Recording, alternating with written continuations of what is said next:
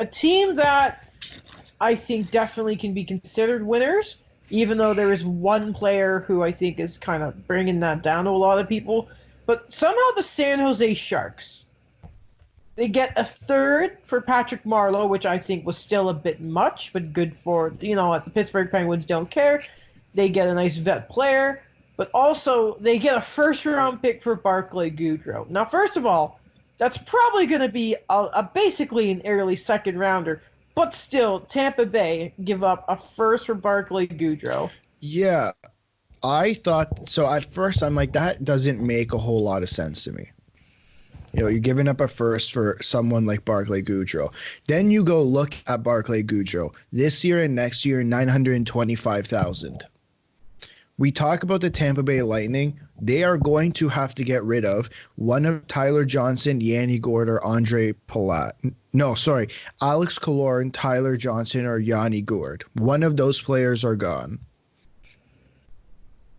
Right? So having cheap players for next year that can replace them. Right. I'm not saying Barclay Goodrow is going to be as good as any of those players, but they also have we know that the Tampa Bay Lightning have players in the system who probably by next year can come up because for somehow they develop players like there's no tomorrow.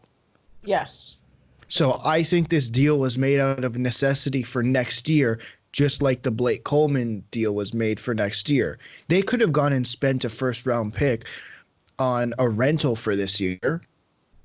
But the fact that they could spend a first-round pick for a player that maybe had less quality, but assured them that they're going to be on this team next year, that makes more sense to me. And also, this trade shows me just how frustrating a GM Doug Wilson kind of is. That you look at the contract scenario and how big of a mess it is, but then he can pull out a deal like this, again, a third for Marleau and that. But just a last note on the Sharks. We'll talk about Tampa a bit more later. Well, there's not much to really talk about with Tampa. But the bigger headline coming out is that Joe Thornton was not moved. Which it sounds like no real contender was interested. Apparently the Bruins didn't go that deep into conversation, which, first of all, how dare they? Do they not like fairy tales, the Boston Bruins? No, they care about winning, not spending for no reason. But Jumbo Joe, he's still a player.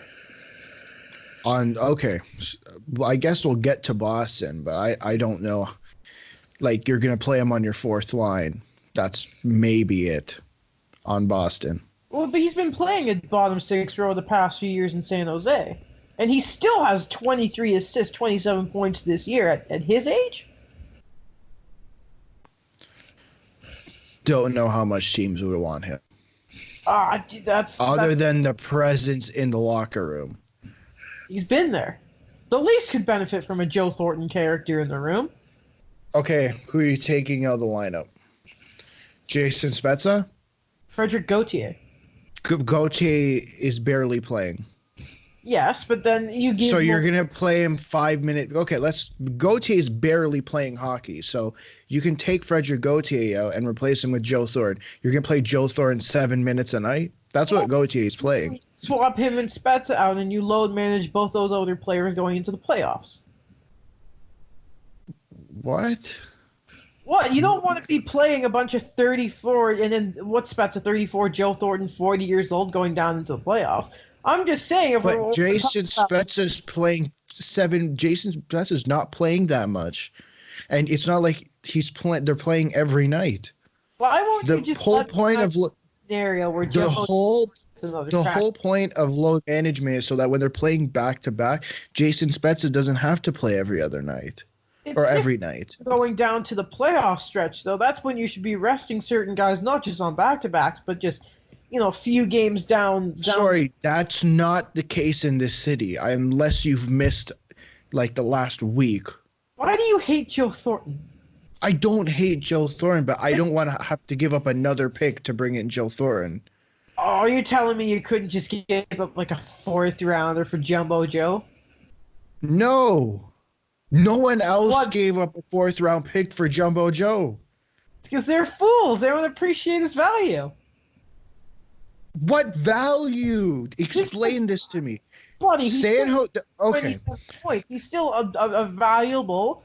Took a cut in the To a team that's not making the playoffs. Don't tell me about his past. Tell me about what he is right now. I'm telling you, he'll probably finish. Joe Thornton could probably still get you 35 points by the end of the year.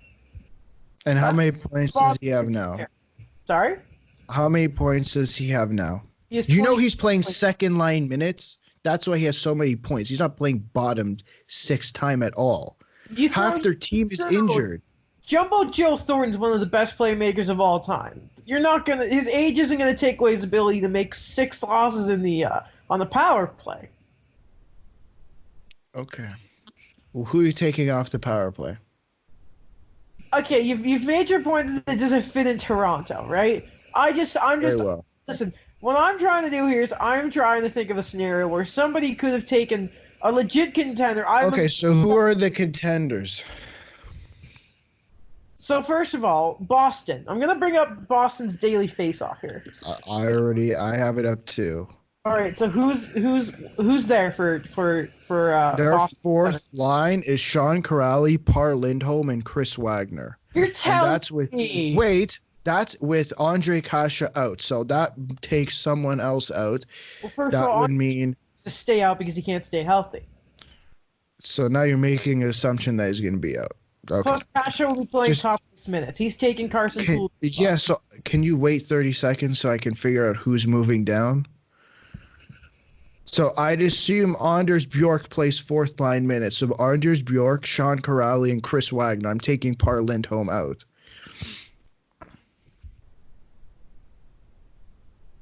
Why do Okay, you, who's taking out?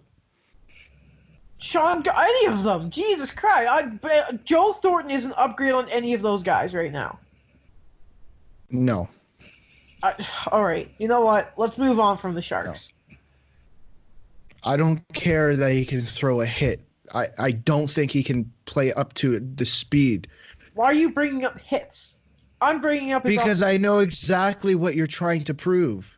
You're trying to prove that he's a physical player. I get it. He's a physical player. I've more brought up his points and his ability on the power play and his off ice leader. I didn't give a crap. I don't want Okay, so Joe who's he Thornton- playing on Boston? Who's he taking out on the second power play unit? Which is Richie, Krejci, DeBrusk, Grzelcyk, and McAvoy. I assume when Kasha comes back, he will play on the second power play unit. Say those names again, please. Kasha, Krejci, DeBrusk, McAvoy, and Matt Grzelcyk. Matt Grzelcyk? I don't know that much about Matt Grzelcyk, to be honest. Right-handed defenseman. Right-handed defense.